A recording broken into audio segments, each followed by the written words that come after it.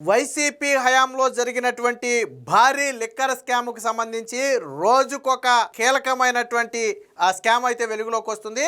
తాజాగా రవాణా ఏదైతే లిక్కర్ రవాణా అంటే ఆ ప్రభుత్వ లిక్కర్ నుంచి ప్రభుత్వ డిపోలకు ఆ ట్రాన్స్ఫర్ జరుగుతుందో అందులో కూడా భారీ అవినీతి జరిగింది. దాదాపుగా 400 కోట్ల రూపాయల అవినీతి జరిగింది.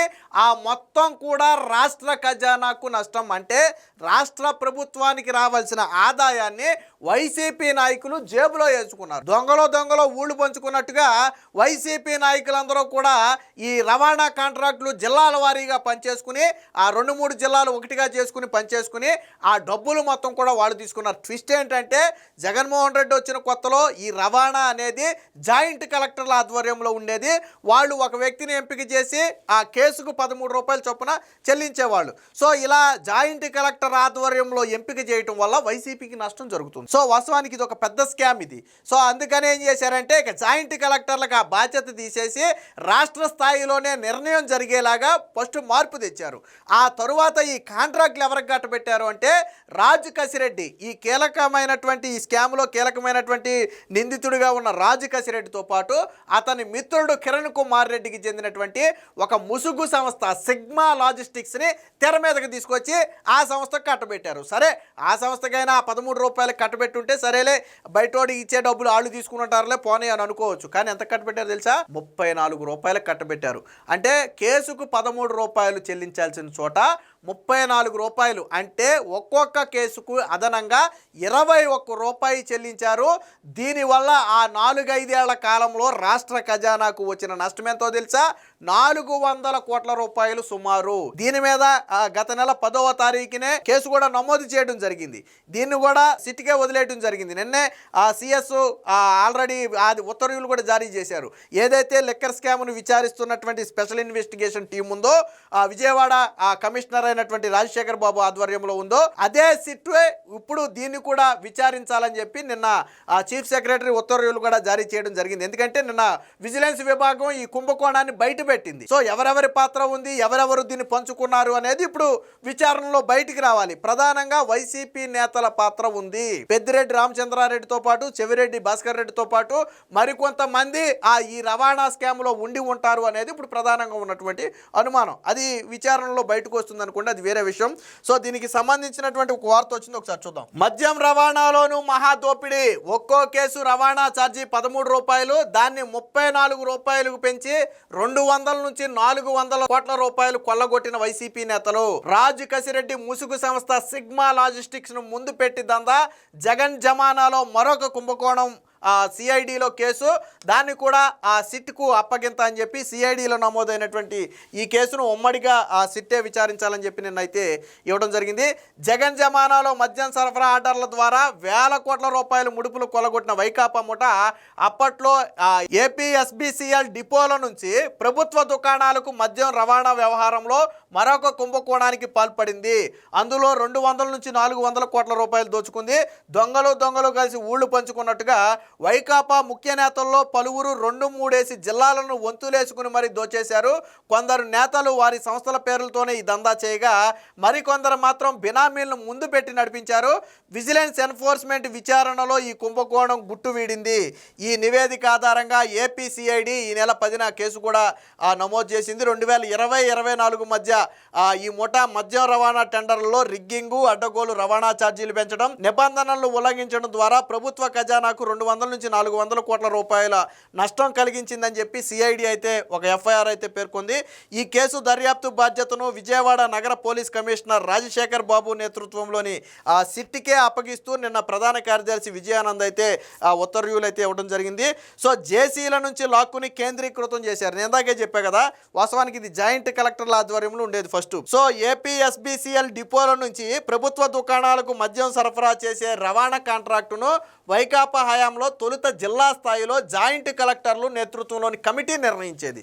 సో ఎంపిక చేసినటువంటి కాంట్రాక్టు సంస్థకు ఒక్కొక్క మద్యం కేసు రవాణాకు 13 రూపాయల చొప్పున చెల్లించేవాళ్ళు. అయితే వైకాపా ముఠా ఈ రవాణా మీద దోచుకోవాలని ఎప్పుడైతే ఈ బుద్ధి కలిగిందో అప్పుడు ఏం చేయాలి, జాయింట్ కలెక్టర్లను ఇక్కడి నుంచి తప్పించాలి. ఎందుకంటే ఇది జిల్లా పరిధిలో జరిగేది. వాస్తవానికి మొదట ఏ జిల్లా జాయింట్ కలెక్టర్ అయినా ఆ జిల్లాలో రవాణాకు సంబంధించి టెండర్ రూపంలోనో లేదా ఓపెన్ టెండర్ రూపంలోనో ఆన్లైన్ విధానంలోనో దరఖాస్తులు స్వీకరించి ఎవరో ఒకరికి బాధ్యతలు అప్పగించేవారు, 13 రూపాయలు చెల్లించేవారు. కానీ ఇక్కడ స్కామ్ చేయాలంటే ముందు జేసీల నుంచి తప్పించాలి. అందుకని ఏం చేశారు, దీన్ని కేంద్రీకృతం చేశారు. సో దీన్ని కేంద్రీకృతం చేయడం వల్ల ఏం జరిగింది, సో ఇక్కడ ఎవరు పంచుకున్నారు కూడా ఒకసారి చూడండి. ఎక్కడెక్కడ ఏ వైకాపా నేత అంటే రాయలసీమ ప్రాంతంలో చిత్తూరు నియోజకవర్గ వైకాపా ఇన్ఛార్జు ఎర్రచందనం స్మగ్లర్ అయినటువంటి ఎంసీ విజయానందరెడ్డి సంస్థ అయినటువంటి నిఖిలానంద లాజిస్టిక్స్, ధర్మవరం నియోజకవర్గ వైకాపా ఇన్ఛార్జు కేతిరెడ్డి వెంకటరామరెడ్డి బినామీల పేరిట ఉన్న సంస్థలకు అక్కడ అప్పగిస్తే, గుంటూరు ప్రాంతంలో మాజీ మంత్రి అంబటి రాంబాబు బినామీ సంస్థకు అప్పగించారు. అలాగే ఉభయ గోదావరి జిల్లాల్లో మాజీ మంత్రి కారుమూరి నాగేశ్వరరావు తనయుడు కారుమూరి సునీల్ పేరిట ఉన్న సంస్థకు అప్పగించారు.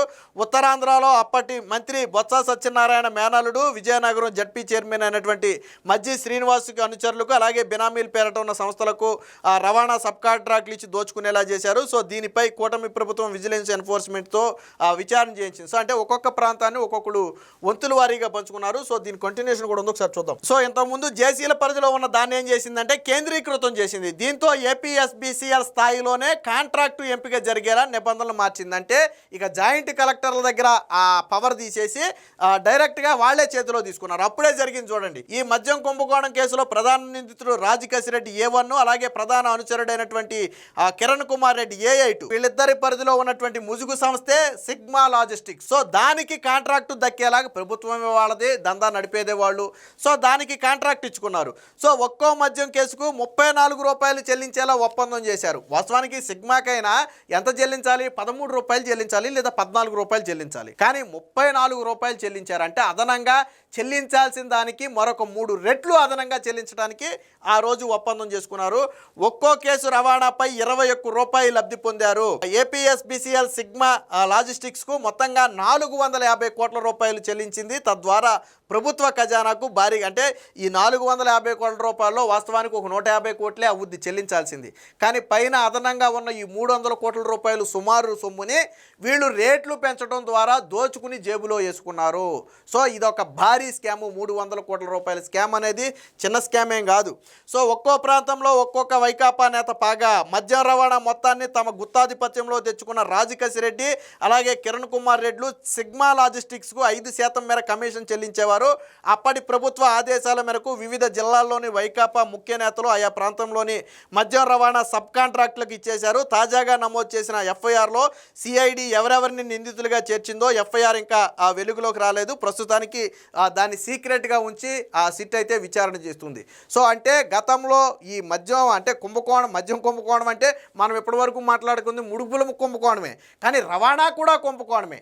దోచుకోవటానికి కాదేది అనర్హం అన్నట్టుగా వైసీపీ హయాంలో ప్రతిదీ కూడా దోపిడీకి అనుకూలంగా మార్చేసుకున్నారు. ఈవెన్ చివరిగా సీసాలు సప్లై చేయడానికి కూడా వాళ్ళకు అనుకూలంగా మార్చేసు. ఇలా 400 కోట్ల రూపాయలు ప్రభుత్వ ఖజానాకు నష్టం చేకూర్చారు. అందుకనే ఇది దేశంలోనే అతిపెద్ద లెక్క స్కామ్ ఎందుకయింది. ఈ విధంగా 100,000 కోట్ల రూపాయలు దోచుకున్నారు కాబట్టే అతిపెద్ద లెక్కర్ స్కామ్ అయింది. ఓపెన్గానే 3,200 కోట్ల రూపాయలు ఓపెన్గానే దోచుకున్నారని చెప్పి నిన్న సుప్రీంకోర్టే వ్యాఖ్యానించింది. అదేమి చిన్న దోపిడీ కాదని రాజకేశిరెడ్డి బెయిల్ సందర్భంగా వ్యాఖ్యానించింది. సో ఏది ఏమైనా మొత్తంగా ఆ తేగలాగితే డొంక గదిలినట్టుగా ఇప్పుడు వైసీపీ హయాంలో లిక్కర్ స్కామ్లోని మరొక పార్ట్ బయటికి రావడంతో ఇప్పుడు వైసీపీ నేతలందరిలో కూడా ఉలిక్కిపాటు మొదలైంది.